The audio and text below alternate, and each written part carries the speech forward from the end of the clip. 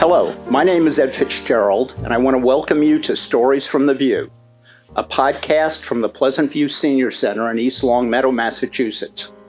On this podcast, we invite East Longmeadow residents to tell us stories about their lives. Our guest today is Mary McNally, Town Manager of East Longmeadow. Leading our conversation today is Mary Genowan Kaplan. Good morning, Mary. Good morning, Ed. And good morning, Mary. Thank you so much for joining us today. Thank you for inviting me. I appreciate the opportunity. This is an opportunity to hear life stories. And while I'm sure the pinnacle of your life experience has been working here in East Longmeadow as town manager, why don't you tell us a little bit about yourself and how it all started, how you worked your way to this point in your life? Happy to do that. Thank you.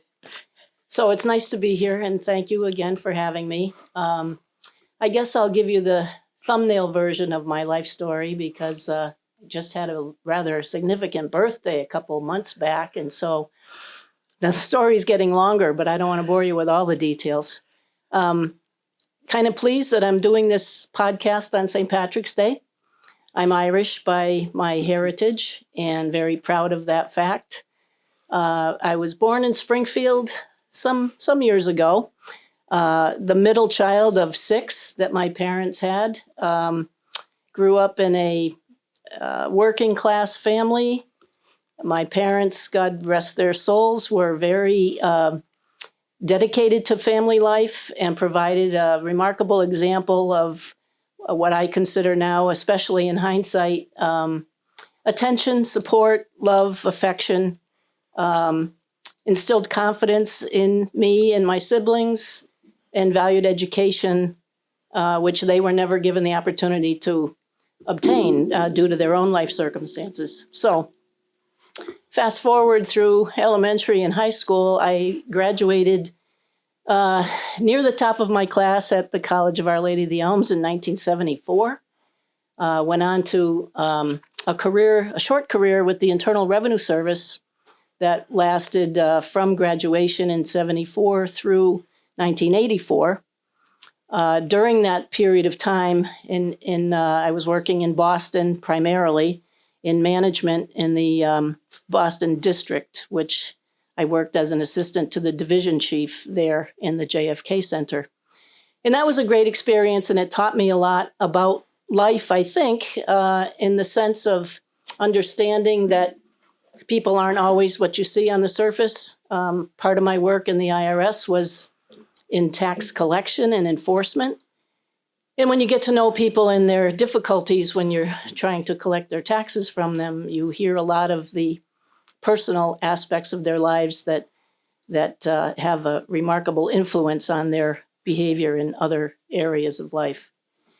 But during that period, I also Ronald Reagan was president, so that'll tell you how long ago it was.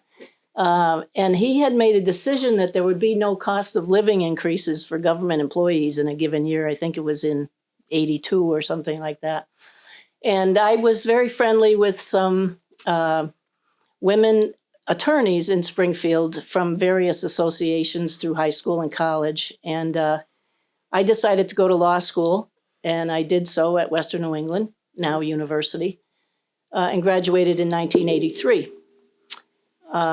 So I guess I made that decision in 79 before Reagan made his decision about the COLAs. But in any case, I knew I didn't want my life to be determined by others' decision-making. And that was a self-awareness that I think I came to a long time ago. So I practiced law in Springfield for approximately 30 years. My practice was general in nature. However, there was a focus on family law and issues, which again, based on my own history, was a subject matter that I found very heartbreaking at times. Did a lot of custody cases. A common adage is often that when you do divorce work, you see good people at their worst time. And I think that helped me mold myself into being hopefully what I consider myself a sympathetic patient and understanding person when it comes to dealing with my interpersonal relations on a personal level, and also in my role now as town manager. Are you saying that work at the IRS and as a divorce lawyer, really, you were seeing folks who were going through very difficult times? Not always an uplifting work, I would guess. No, it wasn't. And you're quite right about that comment. I think that's spot on. I do think I saw those types of what I perceive to be very difficult situations on a daily basis. And frankly, the practice of law, particularly in the family area, got stressful after 30 years.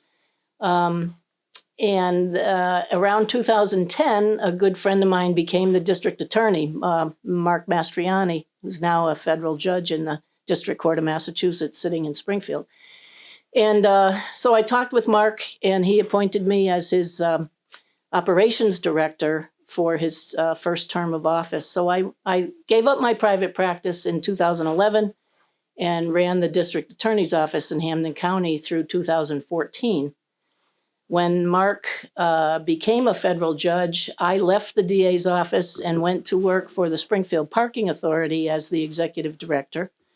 I had been a board member there for the preceding 4 or 5 years, and that was a municipal connection that the parking authority had certain obligations for, obviously, all parking in Springfield. It helped me learn how to work on building projects, because several of the garages were in severe disrepair, and in my role as the executive director, I was responsible for ameliorating those situations and generating parking revenue and things of that nature. And then but I did that for 3 or 4 years and retired from there. And I really thought I was retired. But having maintained my law license, I sort of worked for a couple of years.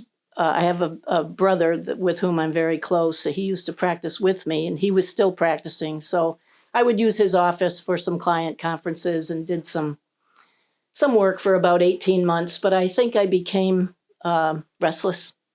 And out of the blue one day, I saw an ad for a first town administrator in the town of Hampden. And that was back in, I think, late 2018. One of our neighboring communities. Yes. And so hood. I interviewed for that position, and I was hired, and I worked there for about a year. And then the East Long Meadow position became available. And I really do enjoy public administration. During my time as a lawyer in Springfield, and I'm a lifelong resident of Springfield, contrary to the first point about being an East Long Meadow resident. I was always involved with various boards and commissions. STCC, I was on their board for 10 years. I was special counsel to the Department of Public Works in Springfield. I was a police commissioner in Springfield for 3 or 4 years. And so there were various committees out of the city council there that I participated on as an invitee. So I always sort of had an interest in local politics, and East Long Meadow, being on the border of Springfield, was often in the news and just always caught my attention and whatnot. So when the opportunity was presented to me to be interviewed for the East Long Meadow position, I was very pleased about that. And I've been delighted with the experience over the last now almost 4 years. It'll be 4 years in August. 4. Yeah. Time flew by. So I've never lived any place where there was a town manager. So what is the role of the town manager? The town manager is effectively the chief executive officer of the community. If you can analogize it to the town council is like the president. The town council, rather, is like the legislature, like the Congress, which makes all the appropriations and has to approve policies. The town manager is the executive officer who is charged with all the responsibility and accountability for daily operations, budget preparation, all things personnel, police, fire. I mean, every department. There's 18 departments in town. Really? Yes, all of the department heads report to the town manager. And, they all, I have to say, take this opportunity to praise each and every one of them to the stars. They're fantastically dedicated people. That's good to They hear. they welcomed me. I was the second town manager, and the first, was the first under the charter, my predecessor. And when she left, obviously she had made relationships with some of the department heads. So I think some of them were probably a bit curious as to what the new manager was going to be like. But I tried to be very cognizant of what people's expectations were, and very mindful of what my own expectations were of my own performance. And so, but anyway, I'm digressing a little. The time here has been great. I've worked with 3 different people in the council presidency and had a very good relationship, I think, with all 3 of them. First was Kathy Hill, then Mike Kane succeeded her, and now Ralph Page is the current president. They all have very different styles, but they too are extremely dedicated to the well-being and progress of the town.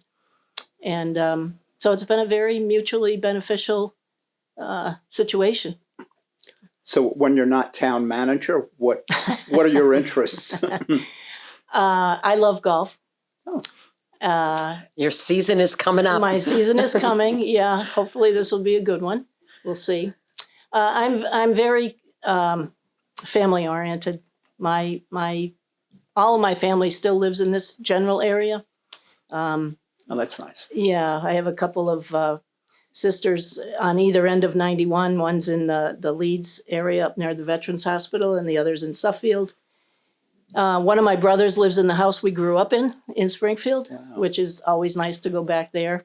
And there's a plethora of grandkids and nieces and nephews, and so I'm very involved in all of their lives. And I have a fairly good number of close friends. And I guess I consider myself fortunate to have 5 or 3 or 4.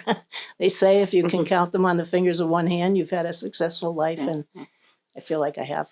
So That's good.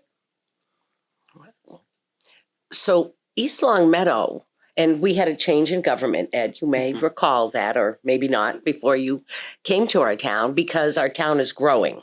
How many residents are in East Long Meadow now, and what are the challenges if we're not getting yeah, no, that's fine, Mary. Thanks. off your life? There are roughly 16,500 residents in town, and that figure moves a little with each census. The 2010, I think, had us around 15,000. So the growth is there. It's not huge, but it's steady.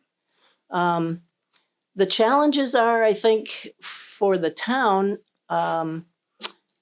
is trying to recognize the need for progress versus the desire to retain the small town culture and character. And that comes up in a lot of contexts. Everything, this is no news flash, everything today is more expensive than it's ever been. So your taxes and your property values and the ability to run the government is always of top of mind for me. And the balancing of the need to spend money to accomplish certain very necessary things has to be, as I say, balanced against the demographics here in town are of a wide variety. We have 33% senior citizens, I'm told. We also have a lot of young families who are building the McMansions, as they used to be called. So there's a large discrepancy, I guess, in economic well-being of some people. And the old timers in town, I think, are more sort of romantically connected to the way things used to be. And I respect that. But we have to balance that with the understanding that it's 2023 and there are needs that must be met, and they're not always pleasant and they're not always easy to accept. So we just try very hard to be mindful of what people need and want and how they may not need or want something that the town feels is very important. So the challenge is, I could go on for a long time about those. Obviously, the challenge of a new high school vote is upcoming in the fall. The high school building is in serious disrepair and needs to be replaced. And I've been fortunate enough to be on the school building committee since last fall. And so have been privy to a lot of the discussion that the architects and the school personnel, the superintendent has done a terrific job, school committee as well, identifying the need and how to address it. So we're hopeful that will be recognized by the voting members of the public. As I said, there's always, we have a new police chief, we have a new finance chief, we have a new planning director.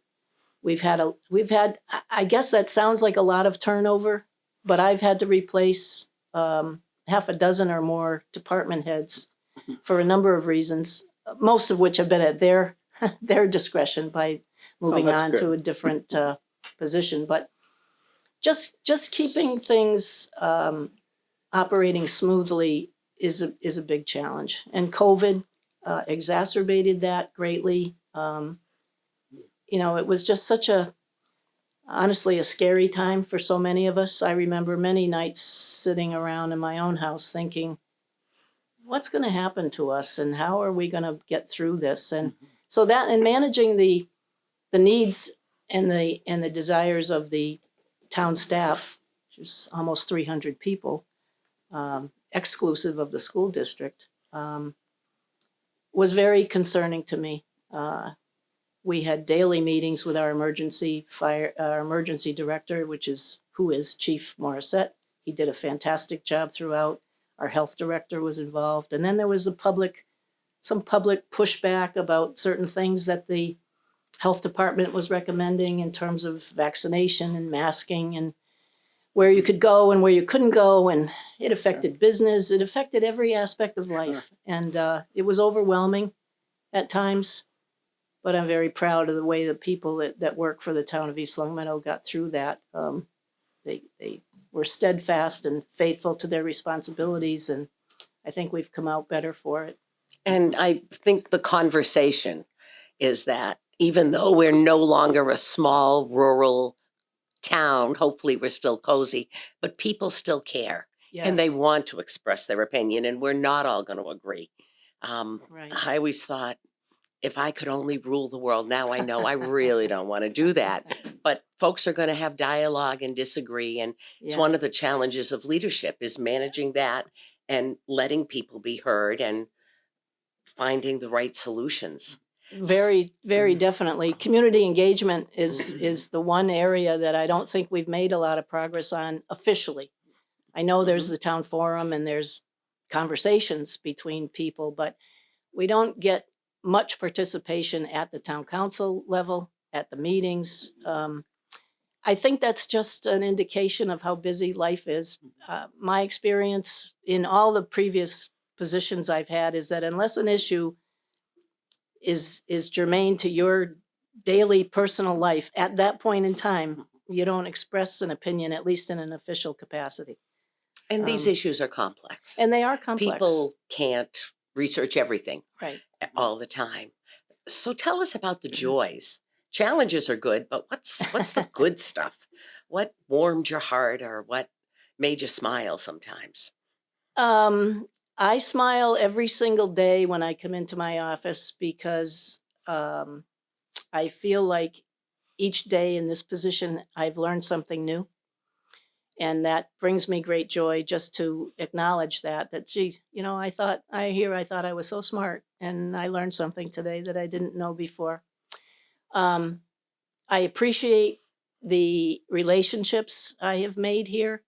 They bring me joy. I think I have very honest and direct relationships with a number of employees, some of whom have become friends, but that's not to blend difficulties with the joys, but when when you're the manager, you really can't have that No. sort of close friendly relationship because I have to maintain an arm's length relationship with everyone. So that presents some difficulties. But the true joy is just knowing that we can work together, we can identify the challenges, we can work towards solutions cooperatively. And when there's a number of options available, we can talk them through. And I just take great satisfaction, personal satisfaction in that. One of the things that I wanted to ask you about is and I think you touched on it a bit, is the commissions here in town Yes. where, as I understand it, maybe I saw something in the newspaper the other day about looking for volunteers. You did? Yeah. Can you talk about that? What is it that you're looking for in terms of Well, that volunteers sort for of- commissions? That sort of goes to the community engagement, and I understand that people's lives are busy, but we have, for example, we have a library board of trustees, we have a planning board, we currently have a board of public works, we have a conservation commission, community preservation committee, recreation commission. I'm sure I'm leaving somebody out. Cultural Council. The Cultural Council, of course. I'm sorry, Mary. No, had to put the plug in. And many of those commissions have 5, 6, 7 members. And they're mostly volunteer. I mean, I think the planning board gets a small stipend and the board of assessors gets a small stipend. But I have to make all of those appointments. And oftentimes we don't have people volunteering to serve on those commissions. And sometimes even when we do, the work of the commission, like the planning board, for example, can be very complex. Zoning regulations and site plan reviews and things of that nature are extremely complicated in certain instances. So you want to have a planning board that has an understanding of that. And the universe is limited, is what I'm saying. And I think sometimes even when there are capable, competent people to serve in those roles, their lives are full already. And the demand on their time is not insignificant. So that type of service is underrated, I think, in the community, perhaps, but desperately needed in to help us move forward. So anyone listening to this should call your office if they're interested in. Without a doubt, yeah. Yeah. We do put ads in the reminder. Okay. We put them on our website as appointments expire and roll over, and there are several vacancies now, and we're trying to fill those. And I interview all the people that apply for positions on these boards and commissions, and try to ask them some key questions that I think will tell me how dedicated they are, how much of an understanding they have about the subject matter. And again, I don't know everybody who lives here, and they usually come with references from people who've been in town for a while. So it's, anytime you appoint anybody to anything, it's a bit of a gamble, in all honesty. But I think we've been very fortunate with the people who serve, particularly like Mary Kaplan, for example. Oh, the check's in the mail. I think also it's part of the communication, because in a lot of ways, what goes on in our town, it happens behind the curtain, and nobody knows, or how the sausage is made, which maybe isn't as attractive example, but they don't understand the town just happens. Right. And there are roads, and there's development, and there's all these things, and Right. how does it happen, and how can I have a role in that? Well, everyone is welcome interesting. to voice their opinion, and we do have public comment at all the council meetings that, unfortunately, through COVID or whatever other reason there might be, not too many people take advantage of that as a resident to come in and express themselves. I think, despite the fact that the charter's now in its 7th year, the town is in the 7th year of charter form of government, I think there's still a reluctance or a feeling on some people's parts that I lost my voice when town meeting went away. I thoroughly reject that. Town meeting went away because fewer than 10% of the town's population were going to town meeting. However, I suppose it provided an opportunity in a large venue to just raise your hand and speak up. But that's available now every single day. And at least once a month at council meetings. My office is open 5 days a week. Feels like 7 sometimes. But so the opportunity's there, and I wish people would take more advantage of it. So if someone wanted to go to speak before the town council, our policy legislative branch, Yeah. do they appear? Do they register? How do you get a spot on the podium? You connect with the city clerk, the town clerk, Jeannie Quaglitti's office, and offer your name, and she'll put you on the And agenda. a topic? I would like to talk about. I think she generally would Whatever. like it if you identify a topic, but I don't know that that's a rule or a requirement. I mean, it's more efficient if the council knows what you want to address. I mean, not that they respond to those public Mhm. comments. That's not the point of the commentary period. So nobody likes to be blindsided. So I guess if the person wants to come in and just, be upset about something, the council would like to know that in advance, as anybody would. So And the council meets here at the lovely Pleasant View Senior Center or yes, somewhere it else? does. The The media center's in the media room right room? next door. Their meetings are also posted on LCAT, Yes, correct? yes. As are our podcasts. Was that another shameless plug? Yes, good. So that is a good thing. Yeah. Excellent. Yeah. Excellent. So, you're a golf fan. You're involved in family. I hear perhaps your time with us is waning. I'm not giving away secrets, no, am I? absolutely not. Oh, good. My I don't want to contract, out you here. my contract expires on June 30th of this year. And you're going to try to retire again. I don't think you're good at that, Mary. How are you going to do it this time? I've failed at that so far a couple times. But no, this time I'm leaving. I mean, I'm going to be available for consultation if whoever replaces me as the manager needs or wants that help once in a while. That's fine with me. But no, I want to spend more time doing what I want as much as I like this. So what is it? What is it that you want? Well, I'm just curious. I'd like It's- to travel too. I didn't Ah, mention okay. that before, but I have plans for a trip to Italy in the fall. Nice. I'm building a house right now, not physically myself, but I'm having one built. And I love the seashore, so I'm going to be just kind of kicking back. I don't intend to really do anything for about 3 or 4 months. This has been, it's exhausting, but in a good way. There's no relief from it. I mean, last night I couldn't attend the community forum, which I intended to go to, because I had an emergency call from Representative Ash's office at 5:30 that kept me on emails and telephone calls until probably 9:15.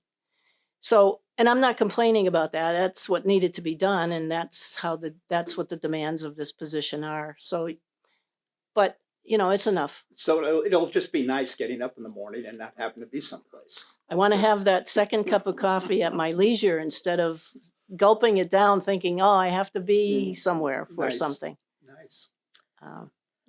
That's kind of been the story of my life for a long, long time. I started working when I was 11. So I've got... the last 40 wow. years. That isn't too bad, right? That's sure enough. Mhm. We sometimes ask our guests for parting words, closing thoughts, message to our listeners. Do you have any words of wisdom you'd like to share with us? A poem, a song, anything that... I don't know that they're words of wisdom, but I have been thinking about this because I'm going to have a department heads meeting shortly, and it may well be the last one in my tenure. So I was sort of thinking about an exit message for the town department heads, but I think as I look back, I just want to acknowledge publicly how extremely fortunate I feel and honored to have been selected as the town manager in 2019. There were 4 applicants at the time, and the town council took a gamble, as I've described other appointments, on me. And I felt as though, I've always been grateful for opportunities that have knocked on my life's door. And this one has just been different. It's been extremely pleasurable, very rewarding. I'm very proud of the progress the town has made. I started to make a list of our accomplishments over the last few years. We now have a master plan. We now have a human relations department. We are going to have a fiber to the home project. We've got an open space plan. We're on the verge of hopefully a new high school. I mean, the list goes on and on and on. I just have to do a little asterisk. When you said fiber to the home, for our listeners, that means an alternative to Spectrum. It does indeed. Hallelujah. Yes, Yeah. we have That's been a working huge on step. that. And so there are many major initiatives, and they all move along, sometimes slower than I would like, but understanding the constraints of municipal life. So just in summary, I'm just extremely happy and blessed and honored and privileged. And I will tell that to anyone who asks me. Thank you so much for your My words. pleasure. Thank you for coming to spend time with us. And Ed, can you sign us off? That wraps up another episode of Stories from the View. We'd like to thank our guest, Mary McNally. The Stories from the View podcast is available on the LCAT 01028 channel on YouTube. If you have a story you'd like to share, contact Pleasant View Senior Center Director Erin Kobler by stopping by the center or calling 413-525-5436, extension 401. Thanks for listening, and we'll see you next time at Stories from the View.